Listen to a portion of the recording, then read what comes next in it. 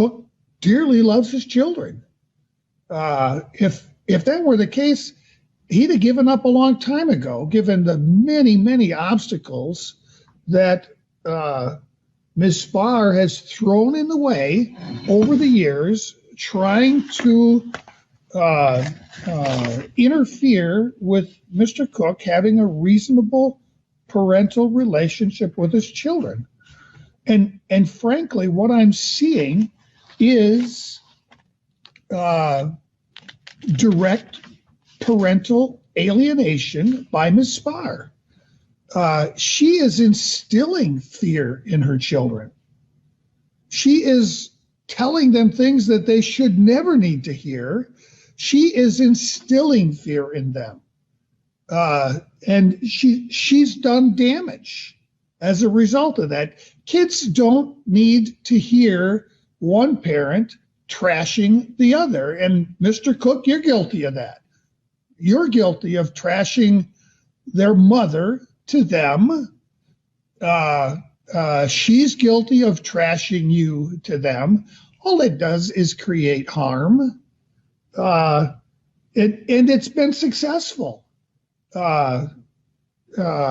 Isabel has been as alienated as I've seen a child become, and Chloe's rapidly on the way to being that herself.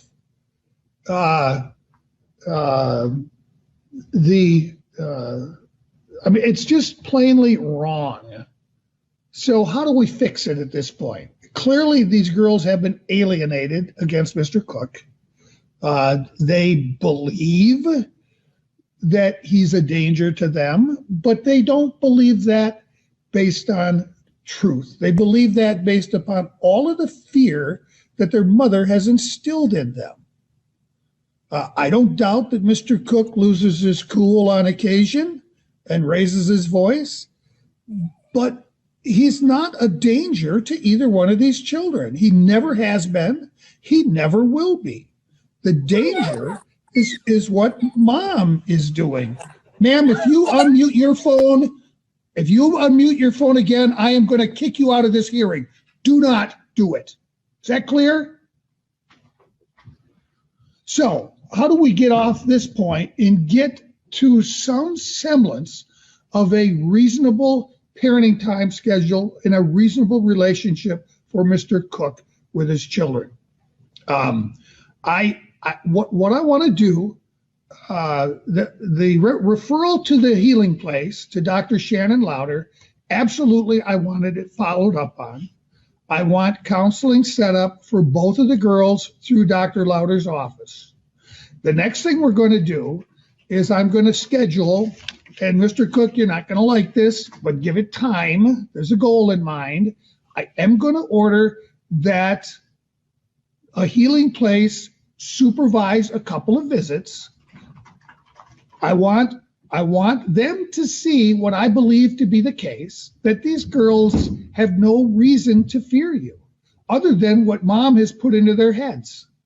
And she's been hard at work doing that. Every chance she gets, she poisons these girls towards you, Mr. Cook, every time. So the first step we're going to do, I want there to be 2 supervised visits with each daughter separately. I do not want them together. They need to be separately. After those 2 visits, I want the parenting time supervisor at a healing place to give the court a report as to how those visits went. I also want the girls immediately enrolled in counseling through whoever it is Dr. Louder assigns from the healing place so that they can start that process. I want the person who's doing the therapy to involve both parents at a time and under such circumstances as the therapist sees fit. I anticipate going to a far more regular parenting time schedule. Part of the problem here is the extent to which these girls have been withheld from Mr. Cook. And while they're being withheld, they're being fed lies by their mother, exaggerations, just over the top, outright parental alienation. So I am going to get busy to write this order. I'm going to warn you, Ms. Spar, each time the child doesn't go to a visit is going to cost you a day in jail. And I'm going to stand behind that. And make sure your girls know if they're telling you, no, I don't want to go, I don't want to go. Honey, if you don't go, mama's going to have to go to jail. You make sure they know that because it's going to happen. All right. That concludes our hearing.